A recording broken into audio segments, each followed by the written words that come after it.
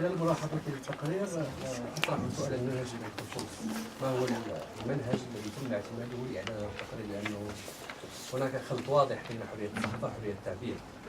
حرية التعبير فيها حرية تأسيس الجمعيات، حرية تأسيس الأحزاب، حرية المعتقد، وحرية أخرى من المسارات السياسية.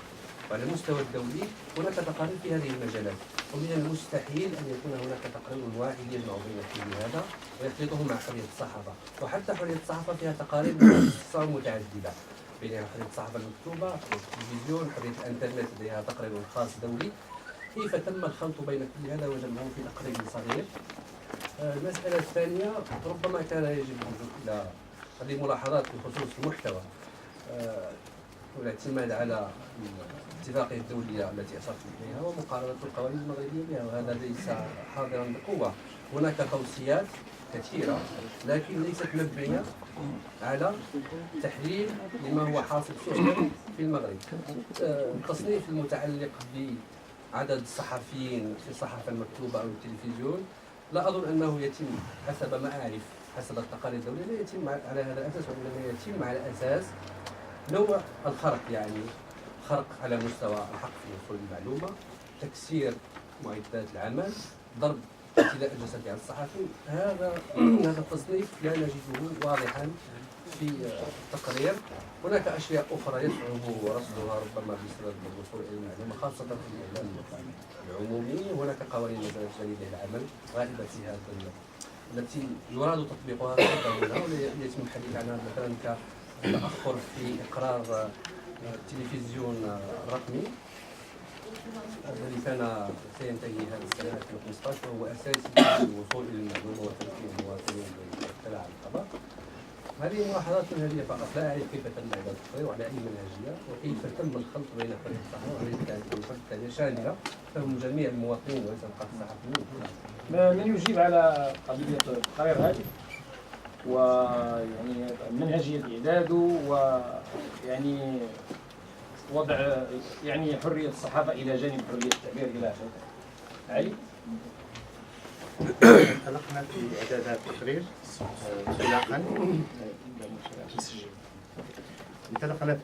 هذا التقرير انطلاقا على ما تنص عليه الأرضية التأسيسية للجمعية، والتي تعنى بالأساس بالدفاع عن حرية الرأي والتعبير عموما في المغرب، والتي نرى أنها متداخلة فيما بينها، لا يمكن الفصل ما بين الحريتين، حرية الصحافة وحرية التعبير، لأن في نهاية المطاف نحن نتكلم عن مفهوم الحرية بصفة عامة.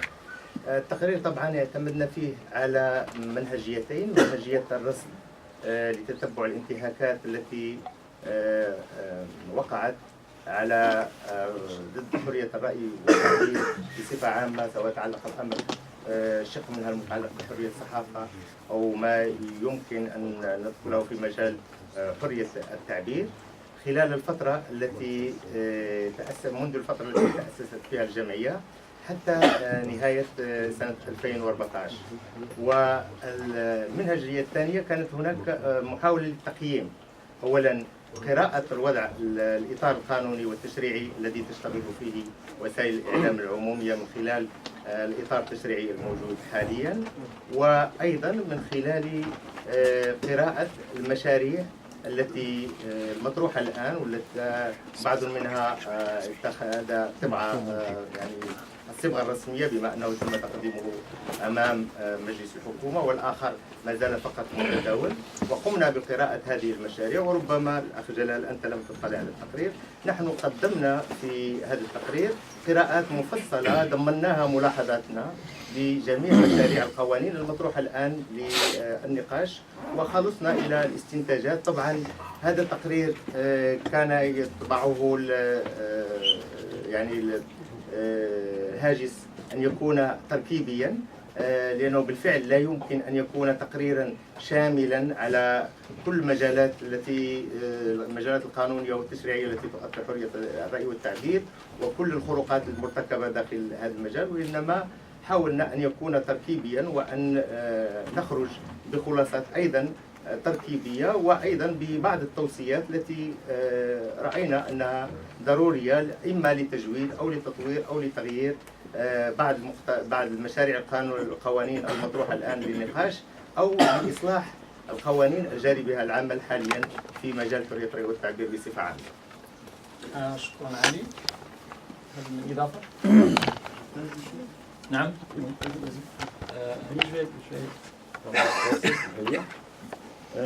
On s'est référé à la convention, à la déclaration conjointe relative aux crimes contre la liberté d'expression. Et dans cette déclaration, il est bien mentionné, je vais vous lire quelques lignes, ça a été adopté par le rapporteur spécial des Nations Unies de la promotion et la protection du droit à la liberté d'opinion et d'expression.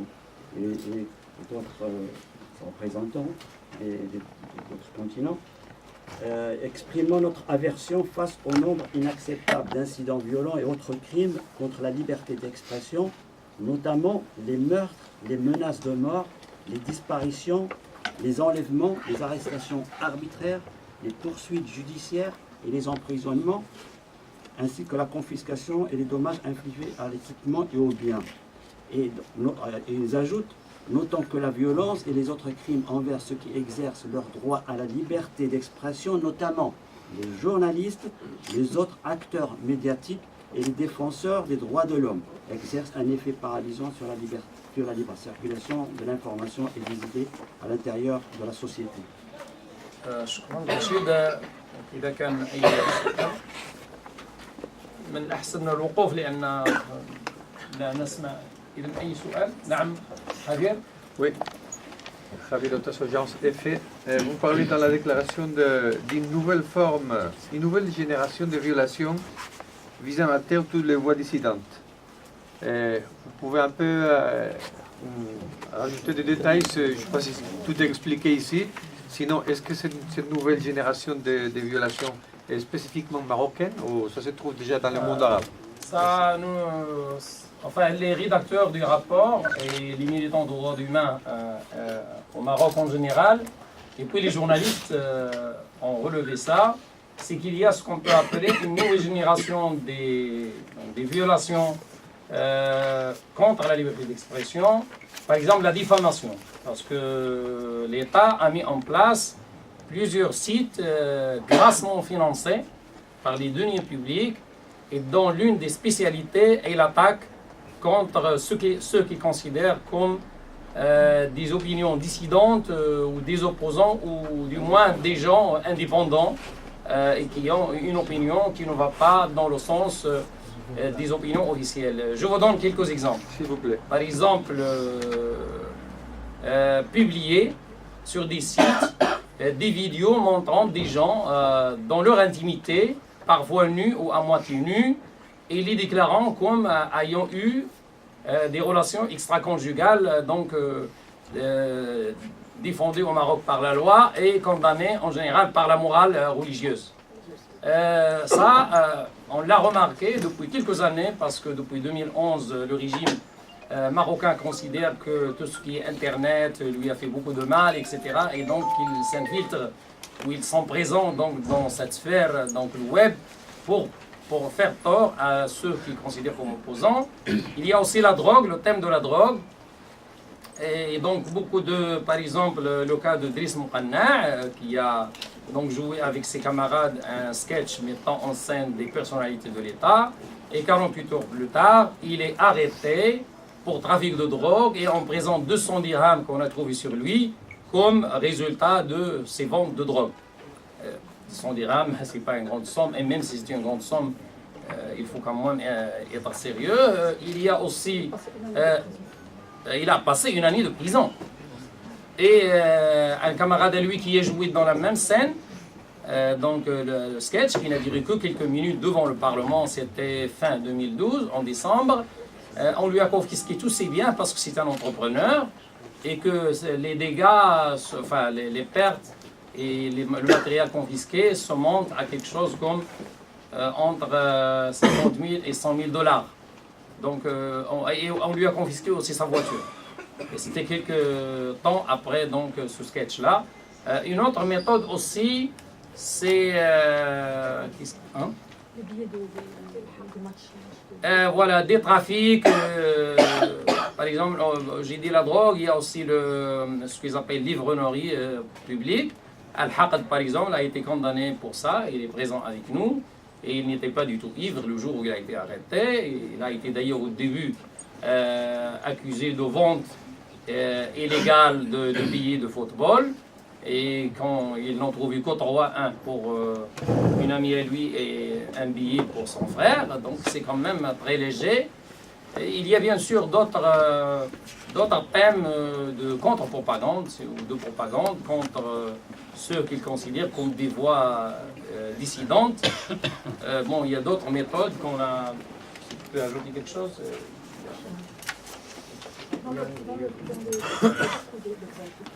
Il y a l'argent, bien sûr, l'argent de l'étranger. Le ministre Hassad lui-même a parlé de ça. Et les gens, parfois même de la société civile, se trompent. Et apparemment, là, quelqu'un lui a dit, oui, il ne faut pas généraliser. Donc, la société civile elle-même est trompée. Hein? Le ministre dit que l'argent étranger est utilisé par certaines associations des droits de l'homme ou des groupes de la société civile pour un agenda étranger. Et puis l'un des acteurs de la société civile lui dit il ne faut pas généraliser. Donc c'est très grave parce que ça diffuse au sein de la société civile des idées qu'il y a des gens peut-être qui reçoivent de l'argent pour servir un agenda étranger. Et ça, c'est quand même dangereux, même pour la sécurité des militants des droits de l'homme au Maroc. Merci. عبد المنعم عمران من الجزيرة.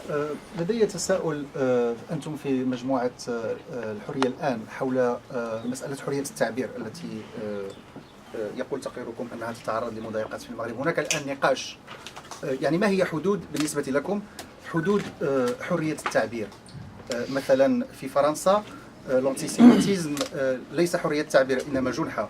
في الولايات المتحدة هناك حرية تعبير مطلقة في موضوع مثلا هذا نفس المثل الذي أطلقته.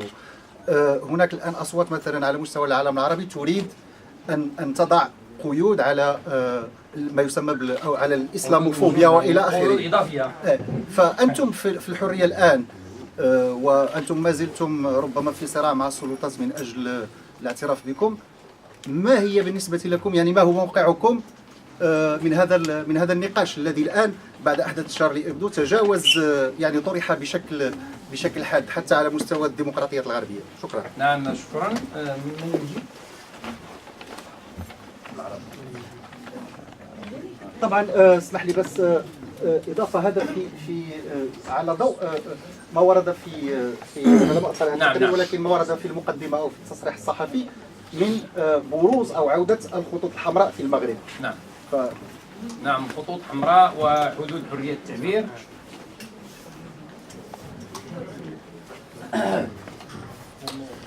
مدني؟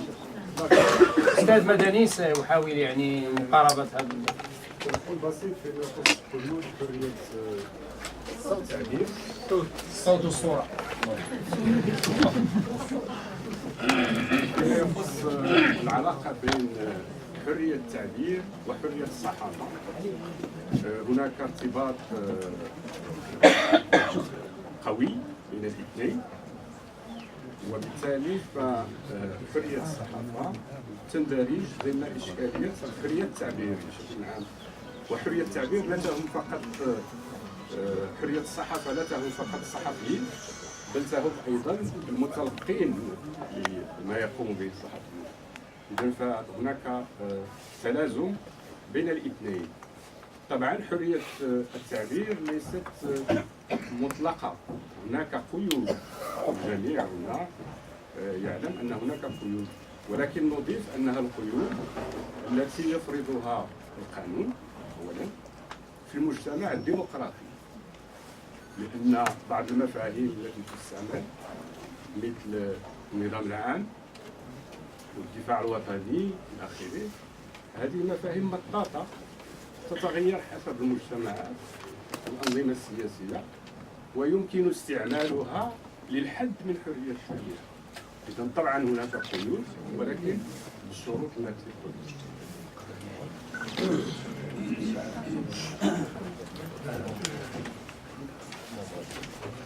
نعم خديجة تريد إضافة؟ أريد أن أضيف أن عندما نتكلم حول نقاش حول مفهوم حرية التعبير وحدود الحرية وعلاقة الحرية بالقيود التي يجب أن تكون. هذا نقاش يعني مشروع وموضوعي في مجتمعات ديمقراطية التي تبحث على التي هنا توجد فيها إرادة سياسية من أجل تنظيم المجتمع وتنظيم العلاقة بين أعضاء المجتمع وحدود يعني الحريات وحدود المسؤولية إلى غير ذلك. لكن لا يمكن أن نقول بأن هذا النقاش هو الذي يوجد في المغرب. في المغرب هناك قوانين أصلا هي مقيدة للحرية، ثم هذه القوانين لا تحترم حتى على علتها وعلى يعني كونها مقيدة للحرية لا تحترم وتنتهك بشكل تعسفي، ولا يوجد نقاش يعني موضوعي حول مفهوم الحرية، لكن يوجد نضال من أجل توسيع ذلك الهامش الضيق للحرية، ونضال من أجل أن تحترم فقط القوانين التي توجد الآن، وهي قوانين لا تتيح يعني الحرية الكاملة، لأن هناك مواضيع طابو، مواضيع ممنوع فيها النقاش، مواضيع بمجرد يعني الحديث فيها يكون الصحفي والمواطن وأي شخص يعني تجرأ على الدخول إلى النقاش هذه المواضيع هو مهدد في حريته، مهدد في ممتلكاته، مهدد ليس حتى بمحاكمة عادلة، هو مهدد يعني بالتعسف بقرارات لا نعرف من يتخذها ومن أي جهة تأتي وتمارس يعني بشكل تعسفي على الأشخاص، ليس فقط للحد من قدرة هذا الشخص على التعبير، ولكن لتخويف الآخرين على عدم الجرأة لنقاش تلك المواضيع. إذن نحن بعيدون على ما تكلمتم عنه، عن نقاشات موضوعية وفقهية وقانونية وأكاديمية حول الحرية، مفهوم الحرية والمسؤولية إلى غير ذلك، لأن هذا مشروع.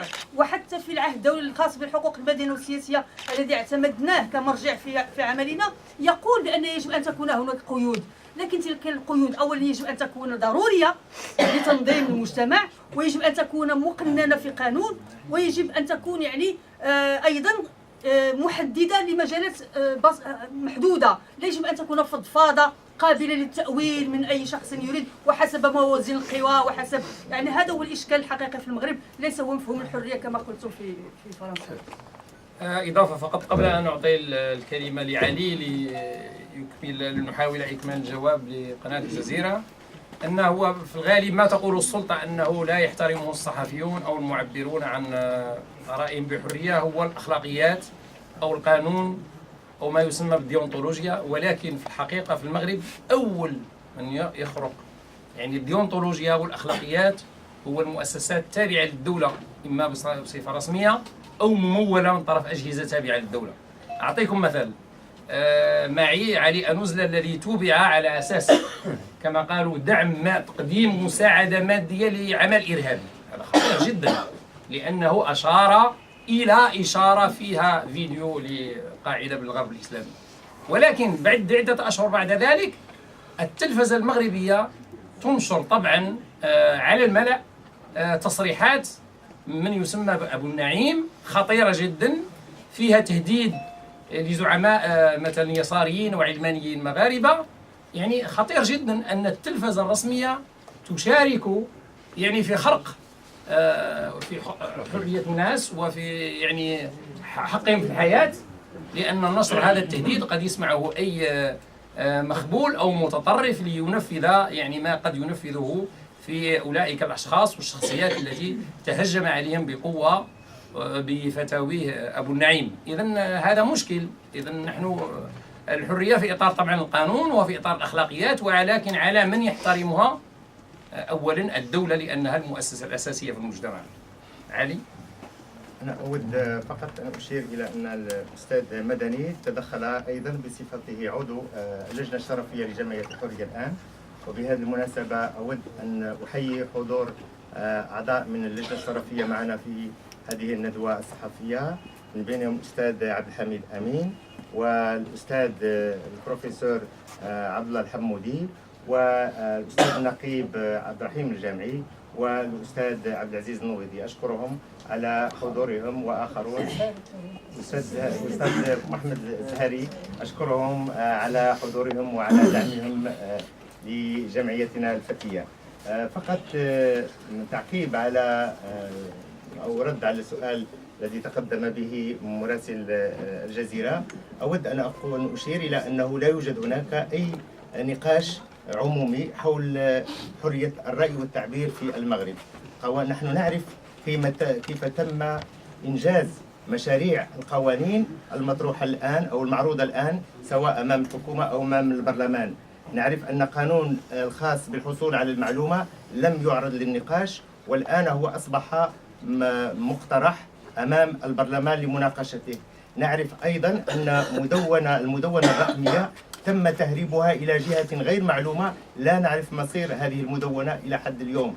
نعرف أيضا أن قانون النشر والصحافة الذي ما زال مجرد مسودات، كل مرة يعني يصدر أو تصدر وزارة الاتصال مسودة وتسحبها لتخرج بمسودة جديدة، لم يخضع لمناقشة واسعة، أو على الأقل تم إقصاء جميع الأصوات المستقلة من حضور النقاشات لإعداد هذا المشروع. وبالتالي فالهاجس الذي يوجد لدى السلطة ليس هو هاجس التنظيم، هذا هو ما نسعى إليه نحن وما نتمناه، أن تكون هناك قوانين ديمقراطية صادرة عن مؤسسات ديمقراطية وخاضعة لنقاش ديمقراطي. هذه الأشياء غير موجودة حتى الآن، وبالتالي ما يطغى وما يطبع المشاريع الموجودة حاليا هو هاجس الضبط، الهاجس الأمني الذي ما زال يسيطر على عقل السلطة في المملكة.